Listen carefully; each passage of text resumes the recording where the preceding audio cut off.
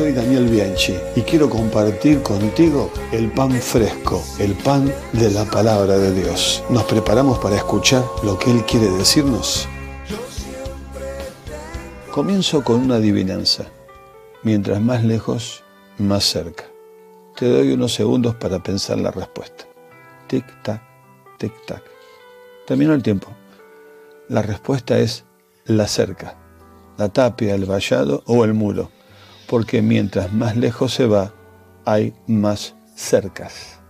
Algo así, por lo menos sin ninguna gracia, experimentó Jonás, quien, a pesar de estar lejos, en el fondo del fondo, se sintió más cerca de Dios que nunca. Estamos en el capítulo 2, y es el episodio más famoso del libro. Sin embargo, la historia no termina allí. Jonás es un profeta reticente que busca hacer lo que quiere. Es un fugitivo fracasado que anhela permanecer en Israel y quedarse en el templo. Tal vez todo eso no le dejó pensar que aún estando en su amada tierra, fue desobediente y estaba lejos de Dios. Podemos usar el concepto moderno de nacionalismo o etnocentrismo para ayudar a entender a Jonás. Israel era entonces una pequeña nación rodeada de poderosos vecinos con prácticas idólatras e inmorales. Jonás veía el templo e Israel como el único lugar para encontrarse con Dios, y ellos como nación aislados de todos los demás. Esa actitud era una reacción a la amenaza que sentían de los otros. Algo similar nos pasa a nosotros en la actualidad, donde vivimos en eclesiocentrismo, que surge del temor. La iglesia a menudo se aísla, levantando muros que la separan. El templo es un lugar santo. Afuera, todos del mundo, del pecado y del diablo. Ahora, lejos pero cerca, llega el momento de clamar, y lo hace a Dios, que no solo está en el templo, sino es el Señor del cielo, la tierra y también del mar. En el gran pez, Jonás comprendió que toda la tierra, desde Nínive hasta Tarsis, es tierra santa y de misión, y que la gran bondad de Dios requiere de una gran obediencia y misericordia.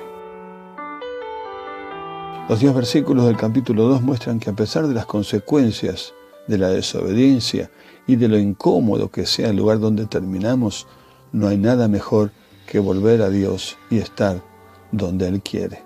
La historia tiene a Dios como protagonista. Él es el quien vuelve a preparar, en este caso, un pez, un gran pez. No se especifica qué tipo de pez sería, y eso no resulta relevante.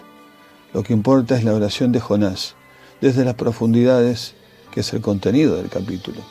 Su conocimiento de la palabra es admirable, y por eso nos impacta su desobediencia. La oración nos enseña que Dios escucha cuando nos volvemos a Él, sin importar el lugar, la postura que usamos para orar, el tiempo o las circunstancias. La frase «entonces oró Jonás desde el vientre del pez» indica un cambio. Nos remite al silencio de oración ante el capitán y ante los marineros. Ahora indica el inicio de algo nuevo con Dios. A veces, orar es el primer paso de regresar a Dios, o recuperar la oración, o hacerla por primera vez. Te pregunto, ¿qué te ha llevado a ti a tu propio entonces con Dios? El capítulo en cuestión presenta un poema o himno que sigue el modelo de un salmo de gratitud. Se estructura en pares de versículos que van del 1 al 9. Pedido de liberación, presentación de la crisis, relato de la liberación y alabanza por la liberación. Contiene citas y resonancias de varios salmos, como el 120, el 18, el 51 y el 42. Y además hace referencias en el versículo 6 a Deuteronomio 32 y Job 28. 2 puntos para tener en cuenta. En el versículo 8 se habla de vanidades ilusorias, que se relaciona con la futilidad de los ídolos. Además, se sugiere que esta vanidad podría referirse a la ilusión de Jonás de pensar que Dios solo se interesaba por Israel, lo que llevó a que Jonás rechazara la misericordia divina hacia Nínive.